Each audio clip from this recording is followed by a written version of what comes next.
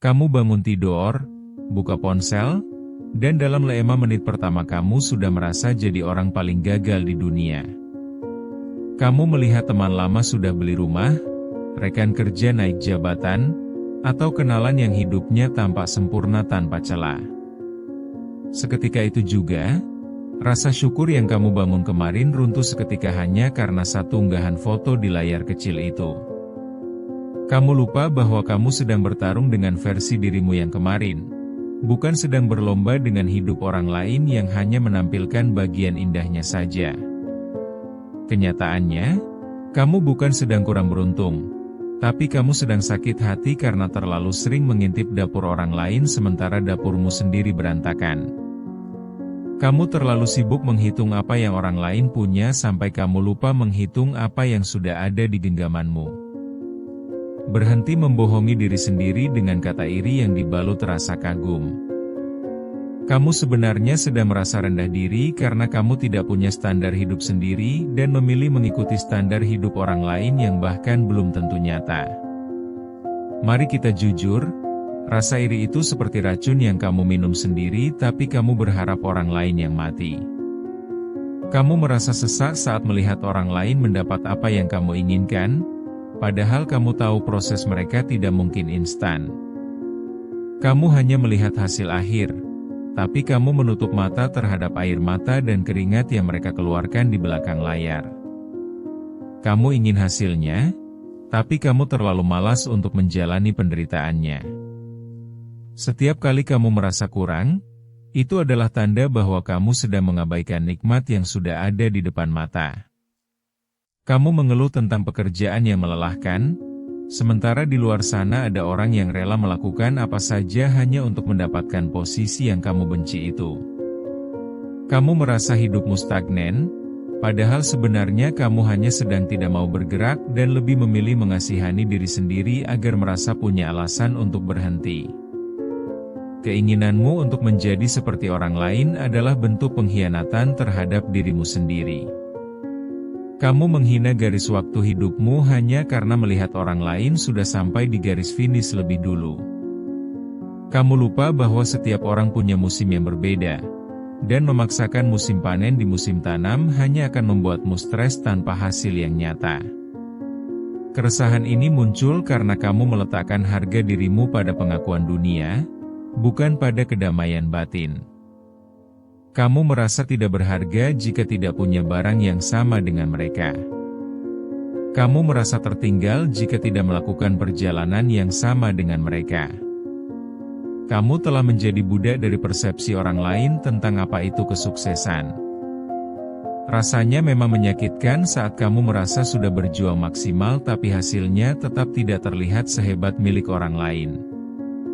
Kamu mulai mempertanyakan keadilan hidup. Bahkan mungkin kamu mulai mempertanyakan Tuhan. Kamu merasa doa-doamu tidak didengar, sementara orang yang menurutmu tidak layak justru mendapatkan segala kemudahan yang kamu idamkan. Namun, coba renungkan kembali, apakah kamu benar-benar menginginkan nikmat itu atau kamu hanya menginginkan perhatian yang mereka dapatkan dari nikmat itu? Seringkali kita tidak butuh barang mewahnya. Kita hanya butuh pengakuan bahwa kita juga hebat.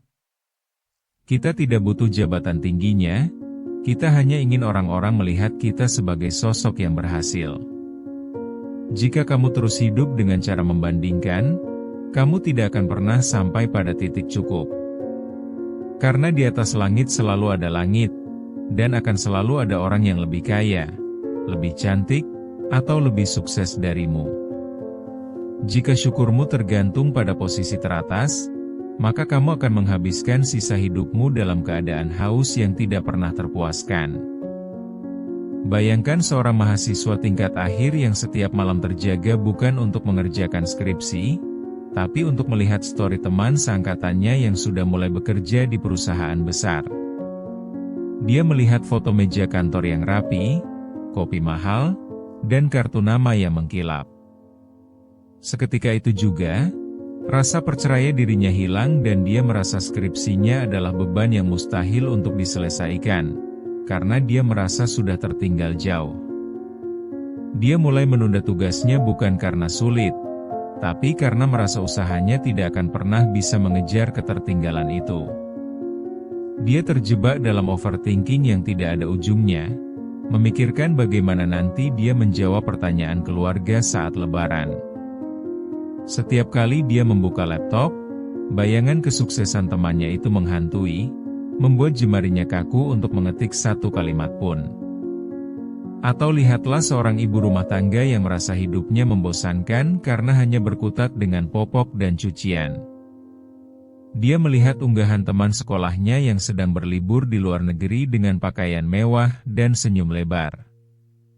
Dia mulai merasa bahwa pengorbanannya selama ini tidak ada harganya, bahwa dia telah kehilangan identitas dirinya hanya untuk mengurus rumah yang tidak pernah selesai dibersihkan.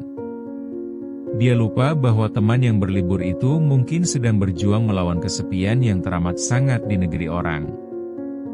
Dia tidak melihat bagaimana teman itu harus bekerja lembur sampai pagi hanya untuk bisa membeli tiket pesawat tersebut. Dia hanya melihat 1 menit kebahagiaan yang diposting, lalu menggunakannya untuk menghakimi seluruh hidupnya yang menurutnya suram. Ada juga seorang karyawan yang merasa gajinya tidak pernah cukup meskipun sudah bekerja keras siang dan malam. Dia merasa terhina saat melihat rekan sejawatnya bisa mengganti mobil setiap 2 tahun sekali. Dia mulai mencari pinjaman hanya untuk membeli barang yang tidak dia butuhkan agar terlihat setara di mata orang lain, tanpa peduli cicilannya akan mencekik lehernya di akhir bulan. Dia hidup dalam kepura-puraan yang melelahkan, tersenyum di depan umum tapi menangis saat melihat saldo rekening yang menipis. Dia mengorbankan ketenangan tidurnya demi mendapatkan pujian dari orang-orang yang sebenarnya tidak peduli apakah dia sedang menderita atau tidak. Inilah potret nyata bagaimana rasa iri membunuh kewarasan kita secara perlahan. Sampai kapan kamu mau hidup seperti ini? Sampai kapan kamu mau memberikan kunci kebahagiaanmu kepada orang lain untuk mereka putar sesuka hati? Kamu harus sadar bahwa apa yang kamu lihat di layar itu hanyalah cuplikan terbaik, bukan keseluruhan film kehidupan mereka. Tidak ada orang yang memposting kegagalan, tangisan tengah malam, atau pertengkaran hebat dengan pasangan mereka di media sosial. Titik balikmu dimulai saat kamu berani menutup ponselmu dan melihat ke sekeliling ruangan. Lihatlah orang-orang yang mencintaimu apa adanya, lihatlah kesehatan yang masih kamu miliki, dan lihatlah kesempatan untuk bernapas yang masih diberikan kepadamu hari ini. Hal-hal kecil yang kamu anggap biasa adalah kemewahan bagi orang lain yang sedang berjuang di rumah sakit atau di jalanan. Mulailah menerima bahwa hidup ini bukan tentang siapa yang paling cepat, tapi tentang siapa yang paling kuat bertahan dalam prosesnya. Kesuksesan orang lain tidak mengurangi jatah suksesmu sedikit pun. Dunia ini cukup luas untuk menampung keberhasilan semua orang, termasuk kamu, asalkan kamu berhenti melihat ke samping dan mulai melihat ke depan. Ubah rasa irimu menjadi energi untuk memperbaiki diri. Jika kamu ingin punya apa yang mereka punya, maka belajarlah bagaimana mereka berjuang, bukan hanya mengeluh mengapa kamu tidak memilikinya. Berhentilah menjadi korban dari pikiranmu sendiri dan mulailah menjadi nahkoda bagi hidupmu sendiri yang jauh lebih berharga daripada sekadar angka di rekening atau jumlah pengikut. Sekarang, berdiri dan hadapi kenyataan bahwa kamu adalah satu-satunya orang yang bertanggung jawab atas kebahagiaanmu. Jangan lagi mencari validasi dari mata orang lain karena itu adalah tempat paling tidak stabil untuk bersandar.